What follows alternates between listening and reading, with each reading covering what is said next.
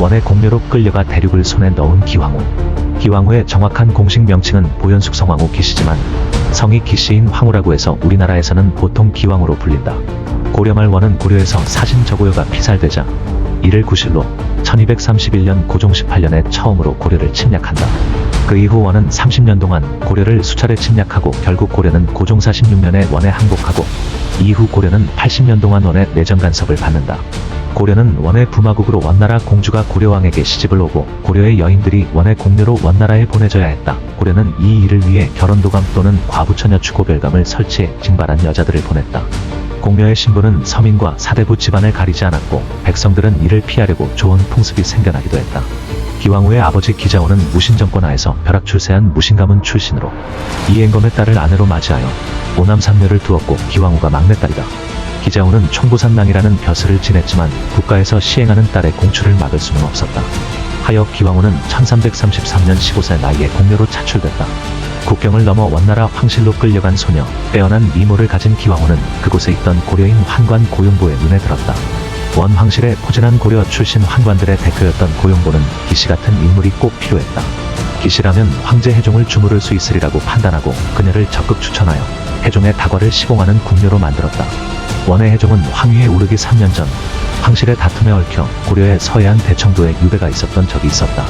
그가 힘들 때 따뜻하게 대해준 고려에 좋은 기억이 있었던 해종은 기왕후가 마음에 들었다.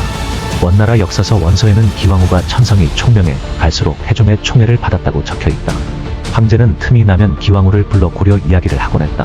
차를 대령하는 시녀인지라 한적한 시간에 황제를 아련할 기회가 많았다.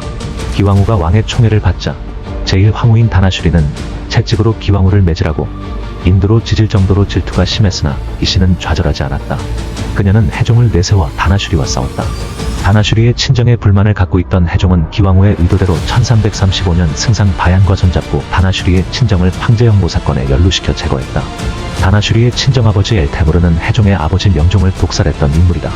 그리고 다나슈리는 유배 가는 길에 승상 바얀에게 독살당한다. 이후 해종이 기왕후를 황후의 자리에 올리려 했지만 실권자이던 바얀이 몽고족이 아니면 황후가 될 수 없다고 반대해 무산됐다.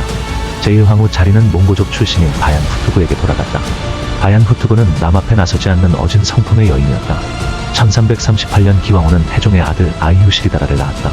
이듬해 바얀이 실각하자 기왕후는 드디어 제2황후로 책봉돼 원나라의 실권자로 부상한다. 기왕후는 정치에 관심 없고 여색에 빠져있는 해종을 대신해 막후에서 원나라 정치를 지휘하고 황실을 관리하였다. 기왕후의 영향력은 정치에만 국한되지 않았다. 그로 인해 고려의 풍습이 중국에 전해지기도 했다. 수많은 원나라의 여인들이 기왕후가 입었던 고려의 저고리와 치마를 입는 등 복식 쪽의 유행을 일으켰고 생활 풍속 음식에 이르기까지 다양하게 전파됐다.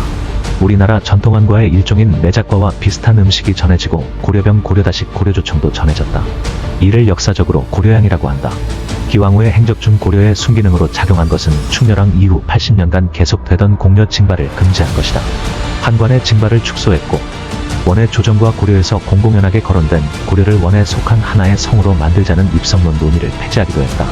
기왕후는 또 우리말을 고수하여 원나라에 있는 고려 출신의 사람에게는 항상 고려 말을 잊지 않도록 했다. 기왕후는 해종에게 황제 자리에서 물러나 장성한 자기 아들에게 황위를 물려줄 것을 종용했다. 해종은 이를 거부했고 그 와중에 황태자 반대파와 지지파 사이에 내전이 일어났다. 반황태자파의 지도자 골로드 테무르가 1364년 수도 대도를 점령하고 기왕후를 포박했다. 이 내전은 결국 황태자 지지자인 코케 테무르가 1365년 대도를 다시 찾으면서 수습됐다. 기왕후는 1365년 제1황후 바얀 후투구가 죽은 후 제2황후라는 딱지를 떼고 원나라의 제1황후로 올라섰다. 황후가 된 뒤 곧 반대 세력을 몰아내고 휘정원을 자정원으로 이름을 바꾸어 이를 배경으로 막대한 권력을 행사하였다.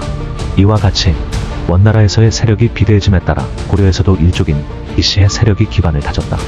기왕후의 오빠인 기철 등은 권세를 휘두르다가 1356년 공민왕의 반원개혁 때 주살되기도 하였다. 이에 불만을 품은 기왕후는 공민왕을 폐위시키고 충수광의 동생 덕흥군을 고려왕으로 옹립하기 위해 1364년 최유로 하여금 군사 1만으로 고려를 침공케 하였다. 하지만 최유의 군사는 고려의 최영 장군에게 크게 패주함으로써 덕흥군 고려왕 옹립 계획은 무산되었다. 기실 집안은 결국 공민왕 즉위 후 원나라의 힘이 약해진 틈을 타 이들을 제거하는 것으로 끝났다. 원나라에서도 권력을 휘어잡은 기왕후의 영광은 오래가지 못했다. 중앙정부의 정치가 문란해진 틈을 타 몽고족의 지배에 반감을 가진 한족들이 흥건적이 돼 전쟁을 일으켜 원나라는 파국으로 치닫는다. 이후 명을 세운 주원장이 이끄는 명나라 대군이 1368년 원나라 수도를 점령하자 원나라 황실은 피난길에 올랐다. 기왕후도 이때 해종과 아들과 함께 몸을 피했다. 피난을 떠나면서 기왕후는 고려에게 구원병을 요청했지만 고려는 보내지 않았고 기왕후는 이 일을 두고두고 원망했다. 피난 와중에 해종이 사망하고 그 자리를 기왕후의 아들 아이유식이 따라가 이어 부건의 순종이 됐다.